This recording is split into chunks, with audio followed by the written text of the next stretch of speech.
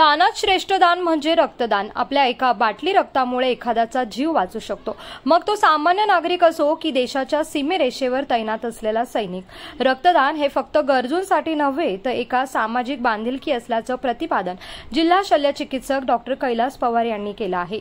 14 जून हा दिवस दरवर्षी जागतिक रक्तदाता दिन म्हणून साजरा केला जातो। या निमित्ताने रक्तदानाचं सामाजिक आणि वैद्यकीय महत्त्व पटवून देणं तसंच नियमित आणि स्वैच्छिक रक्तदात्यांना प्रेरित करणे हे प्रमुख उद्दिष्ट असते। ठाणे सिव्हिल रुग्णालयाच्या रक्तपेढी विभागाच्या पुढाकाराने एका छोटेखानी कार्यक्रमाचे आयोजन करण्यात आलं होतं। यावेळेस मार्गदर्शन करताना डॉक्टर कैलास पवार म्हणाले, रक्त हा कोणत्याही प्रयोगशाळेत तयार होणारा पदार्थ नाही। अपघातग्रस्त मातृत्व काळातील महिलांना, कॅन्सर किंवा थॅलेसेमिया रुग्णांना रक्ताची नितांत गरज भासते। अशा वेळेस वेळेवरती रक्त उपलब्ध होण्यासाठी नियमित आणि जबाबदारीने रक्तदान करणं अत्यंत गरजेचं आहे। ठाणे सिव्हिल रुग्णालयात विविध रक्तदान शिबिर आणि जागरूक नागरिकांनी रुग्णालयात येऊन स्वेच्छेने रक्तदान करत आहे। वर्षभरात रुग्णालयामध्ये साधारणतः 2500 रक्ताच्या बाटल्या जमा होतात।